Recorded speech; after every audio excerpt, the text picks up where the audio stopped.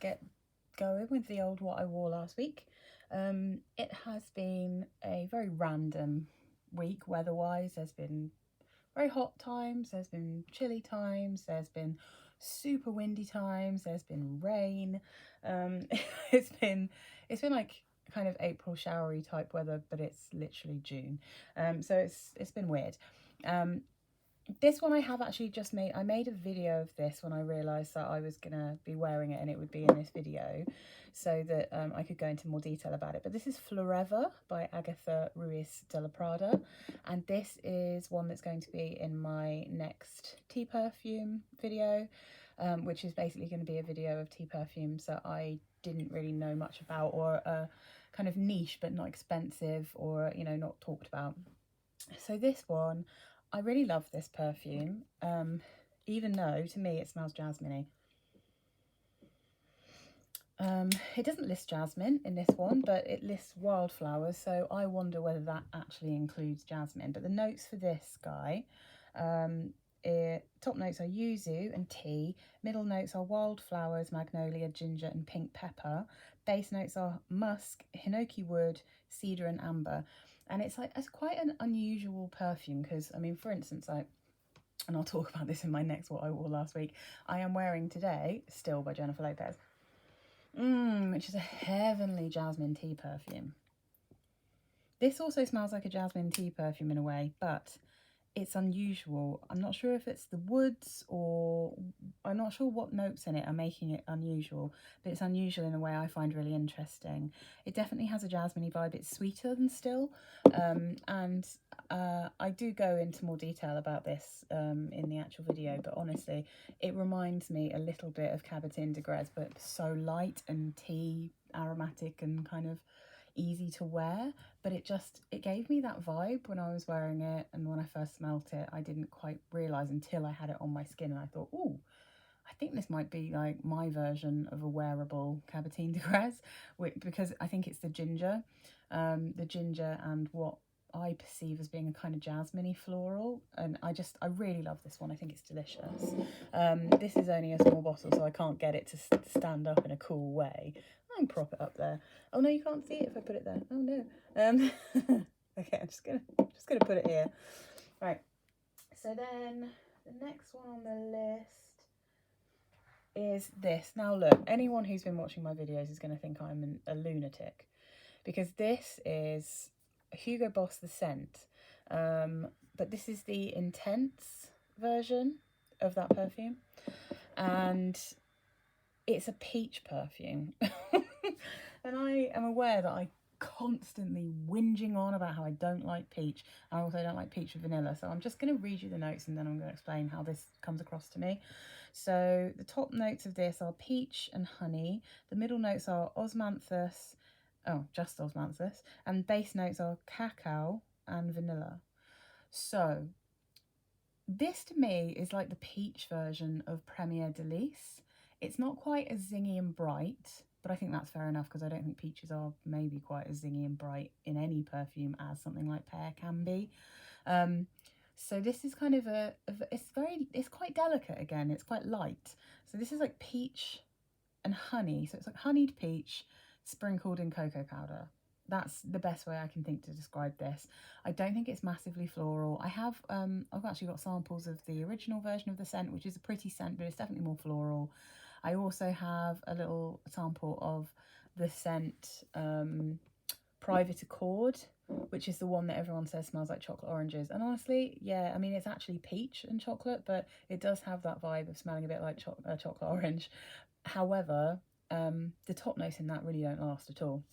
And the one that, out of all I sampled those three, basically, Hugo Boss, the Scent for Her perfumes, and this was the one that on my skin just did something quite magical. And it does on my skin smell fruity and peachy, but in like a fresh and slightly watery way. A slightly honeyed, you know, but not ridiculously sweet. And honestly, the vanilla in this just makes the cocoa powder smell a little bit, feel a little bit sweeter, you know. It's just like a sweetened dark chocolate cocoa powder. And again, it's that, like, the cocoa powder is recognizable when you know it's there, but it's not like horrifically obvious, and it's not cloying at all. This is like a really nice perfume, this one. And I would highly... It's also relatively expensive. It's one of my more expensive perfumes, but if you aren't too worried about money, this is still like an affordable perfume. Maybe you're looking at 25 quid for the smallest bottle, maybe 30 quid for the smallest bottle. But, you know, it's not one I'm going to wear constantly, but I do really like this one. Then, okay, so this is the next one. Now, this is Jovan Gold Musk. You can see that there. I've never seen anyone talk about this. There's even hardly any reviews about it. It's kind of a quiet and secret perfume in a weird way. And I think it's quite hard to find, but I will put a link up to where I got my last bottle of this. Hopefully it's still there. And the reason I pulled this one out, so I've rejigged my videos a bit. I'm putting them up slightly out of order, which means the Acqua Allegoria ones might come across a bit weird. I've just put up the Acqua Allegoria Zanzibar perfume because that has star anise in it. And on my skin, like I said in the video, and I've ever since I made that video, every now and again I do retest it when it's slightly wet weather, when it's colder, when it's warmer. It smells like TCP on me. Sadly, I am going to have to let that one go because my skin really doesn't like it. This also has star anise in it, and I wanted to try this and see whether it was having the same effect. You know, I hadn't remembered it, but I thought, oh, maybe there is a subtle thing.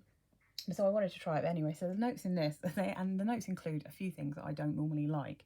So Jovan Gold Musk is liquor, red currant, passion fruit and pink pepper. Top notes, that is. Middle notes, star anise, vanilla orchid, red rose. Base notes are musk, amber and sandalwood. Now, the star anise doesn't smell like TCP on me. It doesn't go antibacterial. It doesn't like have any of that kind of quality at all. The liquor in this is really gentle. It's not like, I mean, I would say again, it's more of a rum vibe than it is like any other liquors, because quite often if there's a liquor in perfume, I don't like it. I like it if it's rum quite a lot of the time. But that's because it's just sweet and sugary. I often find that pink pepper can ruin a perfume, or pepper in general can, if it gets a bit strong on my skin, something that I liked, I then won't like anymore if it heats up and gets too peppery, because that always reminds me of perfumes when they've gone off, you know. Pepper is, like, I think a difficult thing to get right. But Jovan Gold Musk is just such a nice smell, and one of the things I'd say about this is it feels like a much more modern version of Jovan Musk. So, or almost like a sort of summery, maybe still a bit strong and musky for summery, but a summery version of it. But it's still very comforting. Yeah, I mean, when I do my perfumes I find comforting, this will be in there, and way more so than the normal Jovan Musk. There is something so soothing about the smell of Gold Musk from Jovan. And it's really hard to describe because it's not massively vanilla-y. It maybe in the top notes has a bit of tang from the red currant and passion fruit, but it's not at all sharp.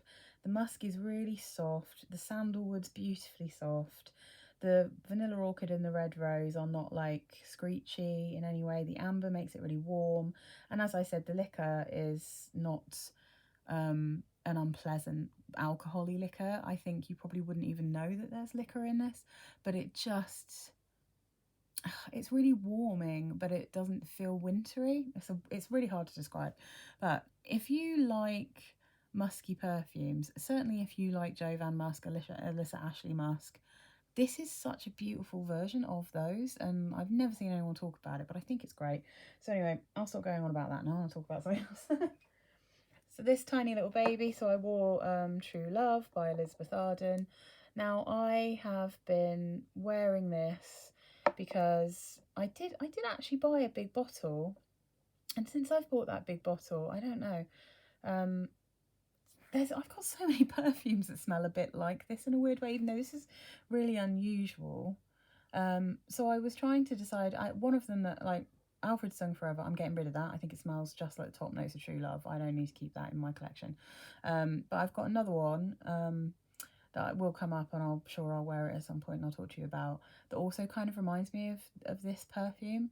So what I'm trying to decide at the moment is whether I'm just going to keep that other one, because it doesn't go through so many transitions. It kind of just smells like it smells. And this one, you know, you have to go through the kind of pear drop and then it develops into something else. And I like it, but I'm just trying to decide how many perfumes I need with this same kind of profile, because I've literally only like tested the big bottle. So I'm going back to using this one just because if I want to sell that other bottle, I'd rather it be almost entirely full, you know. But this one is the top notes: apricot, peach, freesia, green notes; middle notes: iris, rose, orris fruit, heliotrope, lily of the valley and jasmine; base notes: sandalwood, amber, and vanilla and cedar. So it's still, I mean, it's a classic, and it's really good for this kind of weather where it's kind of not really hot, but it's certainly not really cold, you know. It's like that weird kind of spring moving into summer, not quite sure. Like, it's a really good perfume for that, and it's so cute. I do really like this one. I do still really like it. It's like a creamy, slightly shampooy, fruity floral, and I think it's nice. But yeah, I think yeah, it might just be that I can kind of keep this for when I get the craving for this, and then I've got another perfume that's so similar that that's the one I'll wear. Okay. Ooh. I wore my classic green tea. Is everyone so sick of me talking about green tea? I wouldn't be surprised. But green tea, classic banger, wearable all the time. And funnily enough, I wore this and I was waiting at a bus stop and a big old bumblebee came flying around me, not in an aggressive way, just kind of almost like, I mean, look, I told you it's a delicious smell. It's almost like this is nectar, and that bee was buzzing around me. And I just, honestly, I feel like I'm walking around smelling like a fresh spa. I love wearing this perfume. I love this kind of scent profile. I love spa scents. I've actually just made a video about spa scents, but I'll release that when I actually get time to edit, so because I got a call right in the middle of it. Anyway. I've talked about this so many times. I'm going to do a super quick top notes that you don't need to know any more than that. It's just lush. So top notes: lemon, bergamot, mint, orange peel, rhubarb; middle notes: jasmine, oak moss, fennel, musk, carnation, white amber; base notes: green tea, jasmine, oak moss, musk, celery seeds, caraway, cloves and amber. And it's a classic and I will happily wear it a lot. So that's that one. And then so I've made a video about this one before. This is Rosamor by Oscar de la Renta. And I did say I would keep trying it to see, like, in different weather, to see if I liked it, and it's all right. I'm not mad for this perfume. It's nice. I don't like it enough for it to take up this much space, you know. I've got so many perfumes. I've got 2 cupboards full. I've got like one with winter and autumn perfumes, one with spring and summer perfumes. And this is quite a big chunky bottle with lots of liquid, and I don't think I'm going to give it the love it deserves, because I think there are people who will like this far more than I do. I also find this to be quite a fancy shampoo, kind of rose shampoo smell, maybe like a rose bubble bath kind of smell. And I mean, it doesn't bother me when I'm wearing it, but I also don't smell myself and think, oh, I really love that. Like, I just don't think it's quite my jam, but it is really pretty and it's really affordable, and you get such a big bottle for maybe like 15-20 quid. So this is top notes of freesia, Italian mandarin, lily of the valley; middle notes of rose, gardenia, heliotrope, ylang ylang, Indian tuberose; base notes of musk, sandalwood, tonka bean and tobacco. And I've said in the video before, this doesn't smell like tobacco to me. I don't find this at all smoky. It's got just a hint of sweetness that stops it being too sharp, but it's not sweet. I wouldn't describe this as a like sweet floral perfume. I think it's maybe a sort of watery, rosy, slightly soapy perfume.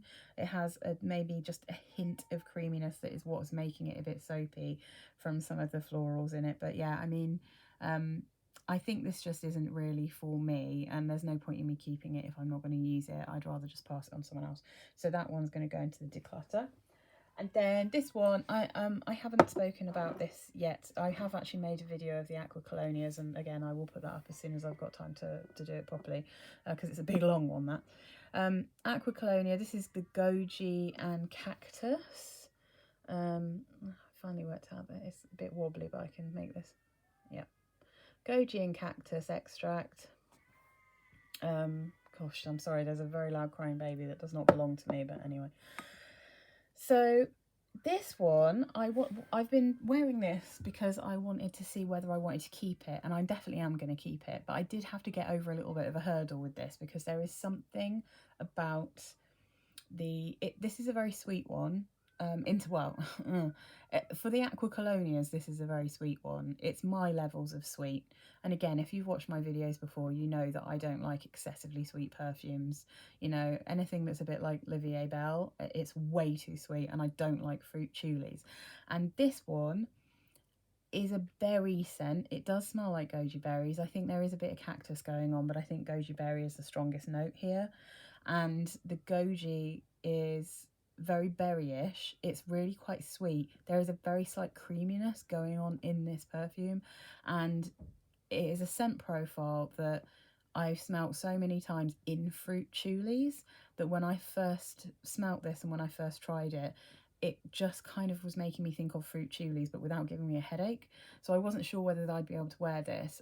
But I think if I'm in the right mood, like, actually, weirdly, if I'm in a bit of a sexy mood, if I'm feeling a bit like, woohoo, which I was when I wore this, actually.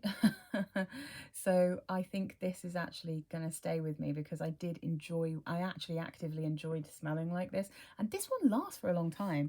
Like, this is like, I think it's because it's so sweet. Yeah. So this is definitely a good one.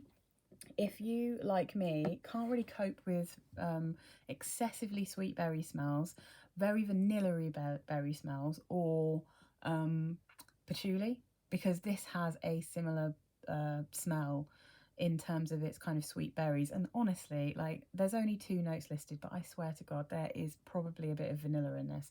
It's not so vanilla-y that it's upsetting me, but I do get a slightly creamy vanilla-y smell from this, which is probably realistically why I was really a bit thrown by it. But I grew to quite enjoy wearing this when I was wearing it for a whole day, and I did actually top it up. Maybe like, I think I put it on in the morning, I topped it up in the evening, and I felt quite sexy in this one. I think this is quite a nice, it's very feminine, this. These are unisex, but in a very kind of traditional, what smells masculine, what smells feminine. I know that's rubbish, but hopefully it helps you understand the scent profile of this. This is super feminine. This is not anything I would expect to find in a man's cologne at all, ever. So yeah, I think the cactus, it just lasts on me. It lasts on me for a really long time. It does get quite skin scenty after a few hours, but I think this one's one of the strongest of the Acqua Colonias. And yeah, I think it's really good. So yeah, so this is quite a fresh batch. I've got I only had a couple that are kind of spring and that I wouldn't wear in summer here, but yeah, like I said, the weather's been all over the place, but this was a fun week of perfume. And I think there's maybe one. Yeah, I think Rosamor is the only one I'm definitely going to get rid of. Everything else is just in my permanent collection, you know, either long term or, you know, recent.